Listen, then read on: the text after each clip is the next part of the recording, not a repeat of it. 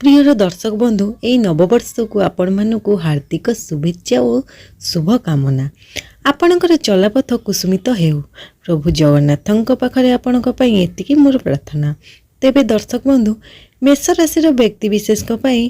आजिर भिडियोटी विशेष खास होगापाई जाऊँगी कहीं आजिर भिडियो रे आलोचना आपणकर यही नववर्ष माने जानुआरी मास 2026 किपरि कटिबो एवं आपण जानिबे जे आपणकर स्वास्थ्य शिक्षा प्रेम जीवन वैवाहिक जीवन भाग्य क्यारियर व्यापार वाणिज्य ए जानुआरी मासरे किपरि रहिबो एवं आपणकर ग्रह मानकर स्थिति किपरि रहिबो किपरि अछि ए मासरे से विषय मध्ये आमे आलोचना करिबा। तेबे दर्शक बंधु जे ग्रह आपन को खराब फल प्रदान करछन्ती शेषर मध्ये तांका पई प्रतिकार रहिबो। तेबे आपण भिडियो को निश्चित आरंभ शेष पर्यंत देखंतु एवं वीडियो रु आगे को बढ़िबा आगरु जदि एपर्यंत मो चैनल को सब्सक्राइब करनांती मो चैनल को सब्सक्राइब करी वीडियो को गोटे लाइक करी भक्ति और श्रद्धा सहित कमेंट बॉक्स रे जय जगन्नाथ अवश्य लिखिबे। चलंतु वीडियो को आरंभ करनबा। मेष राशि सूर्यर वर्ष 2026 राज्यर स्वामी मंगल राशि स्वामी मंगल तो आपणकर नवम सूर्य शुक्र बुध राहु एकादश गृह अच्छा शनि द्वादश गृह अच्छा गुरु तृतीय गृह अच्छा केतु पंचम गृह अच्छा। तो स्वास्थ्य संपर्क में जब जाना स्वास्थ्य गृह हूँ प्रथम गृह आपण प्रथम गृह मंगल कम अच्छा 16 जानुआरी को दशम गृह को आसबे। शनिकर 7.5 चलुची शनिकर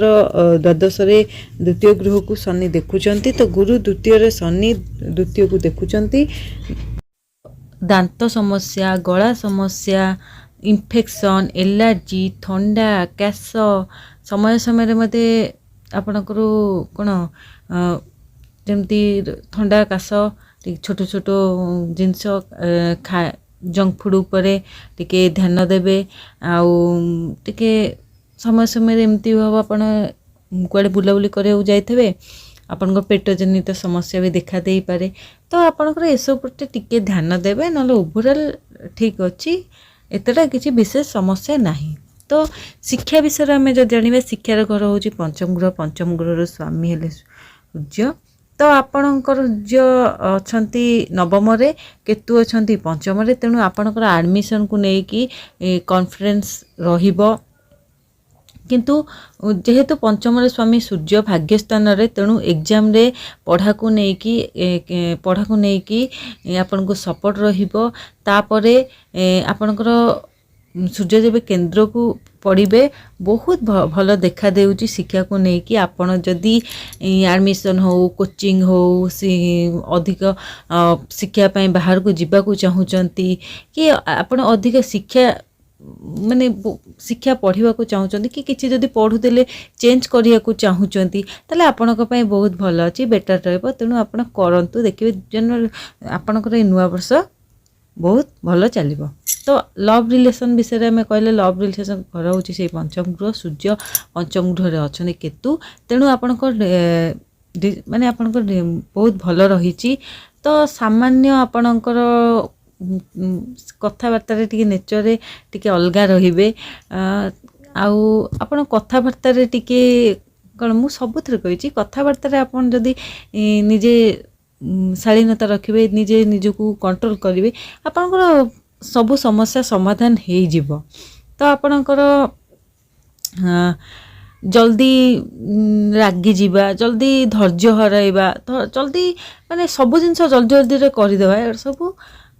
टिके कंट्रोल करंतु केतु जेहेतु पंचम घरे अछंती तेणु आपणकर मिस अंडरस्टैंडिंग दियंती तेणु आपनको टिके ध्यान देबार अछि आपणक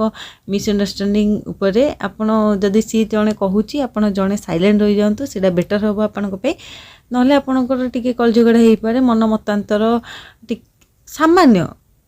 ओवरऑल भल अछि बहुत भल देखिया को मिलिबो कि सामान्य टिके एमती कथबार्ता रे एपट सेपट रे टिके हेई जाय पारे आपण सेथि प्रति टिके ध्यान दियंतु देखिबे आउ किछि समस्या नाही। तो एबे जने मैरिड लाइफ बा वैवाहिक जीवन क्षेत्र रे आपन को वैवाहिक जीवन रे घर हूँ सप्तम गृह आपणकर शुक्र मध्य नवम रे अछंती भल डिसिप्लिन रे अछन माने आपण भल रे अछंती तो आपणक बृहस्पति सप्तम को देखुचंती दाम्पत्य जीवन आपणकर भल रहिबो निज भितर बुझाबणा रहिबो आपण जदी कली झगड़ा करथिले आगुर को मन मतांतर थिला से सब आपणकर माने ठीक हे जिवो रिकवरी हे जिवो एवं लाइफ पार्टनर को कैरियर रे ग्रोथ हबो देखिया मिलिबो अचीवमेंट मिलिबो लाइफ पार्टनर को बहुत प्रशंसा मिलिबो काहे कि ना जेहेतु सप्तम घरे शुक्र भाग्य स्थान रे अछंती भाग्य रे स्वामी सब बेले आपन को देखुचंती भाग्य स्थान को लग्न माने मंगल आपन त्रिकोण रे अछंती ए मास मैरिड लाइफ को वैवाहिक जीवन को नेकी बहुत भल अछि आपन जदी आपन को फैमिली प्लानिंग करिया को चाहुचंती कि कोडे बुलाबुली करिया को चाहुचंती फैमिली के नेकी कि किछि भी जदी आपन करिया को चाहुचंती करि परिबे आपन संतान संतति के नेकी मध्ये को खुशी अनुभव करिवे आपन मैरिड लाइफ बहुत भल अछि आपन ए मासटा भल बेटर रहिबो भाग्य स्थान रे आपनकर कोन चारोटी आपणकर ट्रांसिट करूचंती आपणकर करछनी कोन मंगल सूर्य शुक्र बुध एमाने ट्रांसिट करूचंती भाग्य रे स्वामी गुरु अटंती तो आपणक काम रे टिके विलंब होई पारे किंतु आपणक सफलता निश्चय प्राप्ति हबो आपणक कोन आपण जहाँ भी करूछंती टिके विलंब लगी पारे विलंब होई पारे आपन को एनकरेज मिलिबो काम सब काम जदि आपन करचंती कोनोसी काम आपन को सेटा बहुत सक्सेसफुल करेबो बहुत भलो अचीवमेंट मिलेबो भलो प्रशंसा मिलिबो बहुत भल देखा देउची जेहेतु बृहस्पति नवम गृह को देखुचंती तेणु भाग्य पूरा आपन को सपोर्ट देबो आपन जदि किछि जमी किनिया को चाहचंती घर गाड़ी किछि भी भाग्य रिलेटेड किछि भी करिया को चाहचंती शुभ काम मांगलिक काम जहाँ भी किछि करबा को चाहचंती बहुत भल देखा होची भाग्य आपन को बहुत सपोर्ट दबो एनकरेज आपन को मिलिबो तेणु आपण जदि एक्स्ट्रा इनकम भी करिया को चाहचंती आपण करि परिए बहुत भल देखा देउची कैरियर विषय जदि आम जाना कैरियर घर हूँ आपणकर दशम गृह तो आपणकर दशम गृह बसचंती द्वादश घरे तो आपण 17 जनवरी को सबू प्लान माने नवम रे आसुचंती मंगल सूर्य शुक्र आपणकर दशम गृह को आसीजिबे तो 15-16 जनवरी पर्यंत आपणकर प्रथमे माने मन रे जदि जॉब चेंज करिया को चाहूतिले कि जॉब छाड़ीबा को चाहूतिले मन करथिले कि आपणकर इन्वेस्टमेंट को लेकिन किसी करे को चाहूतिले बा लोड पड़िया कारण आपन को जदि किसी प्रॉब्लम चलथिला 17 जून को जेबे भी आपन चारोटी ग्रह को सबुठो माने बनूची कि आपण को मन रे कन्फ्यूजन थिला कि आपनकर कौनसी काम को लेकिन मन लगु नथिला सब किछि एटा भल हबो आपनकर जॉब पाई नथिले जॉब पाइबे जॉब रे उन्नति हबो जॉब रे आपनकर कोन प्रशंसा मिलिबो तेणु आपनकर बहुत भल देखा देउची आपनकर लेवल भल अछि कैरियर को लेकिन बहुत भल अछि चेंज आसीबो आपन को कोन आपनकर जहाँ भी चाहूचंती करि परिबे आपन को जदि जब मिलिनी जब नियति मिलिबो आपन को 15-16 जनवरी परे मिली पारे आपन को आपण कॉन्फिडेंस लेवल हरांतुनी कॉन्फिडेंस लेवल रखंतु 15-16 परे आपनकर जमी संबंधी काम मध्य भल रहइबो जदि आपनक पैतृक संपत्ति हो कि जमी जुमा काम जदि अटकी हे कि पड़ीथिला ताले 15-16 परे आपनकर सेटा भी बहुत भल देखा होची भल जीवो